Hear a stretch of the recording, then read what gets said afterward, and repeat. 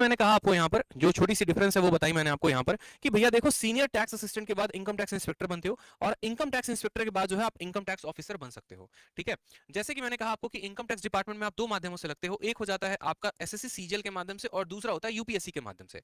तो SSC CGL qualify करके आप इनकम टैक्स इंस्पेक्टर बनते हैं और यूपीएससी क्वालिफाई करके आप assistant commissioner of income tax यानी एसीआईटी बनते हैं। ठीक है, तो आप यहां से लेकर यहां तक आपको अगर मानो कि आज आप यूपीएससी का पेपर देते हो आपका नहीं निकलता है तो भी कोई दिक्कत की बात नहीं है। आप 10 से 12 साल के अंदर यहाँ पर कम से कम 12 से 14 साल के अंदर आपका प्रमोशन होकर यूपीएससी कैडर में आप चले आओगे। फिर डिप्यूटी कमिश्नर के बाद आप ज्वाइंट कमिश्नर बनते हो और ज्वाइंट कमिश्नर के बाद आप एडिशनल कमिश्नर बनते हो। लास्ट लास्ट प्रमोशन तक जाते जाते बहुत ऐसे कम लोग होते हैं जो एडिशनल कमिश्नर बन पाते हैं। ये वहीं बन पाएंगे जिन्होंने 20 या 21 साल की उम्र में ज्वाइन किया हुआ है।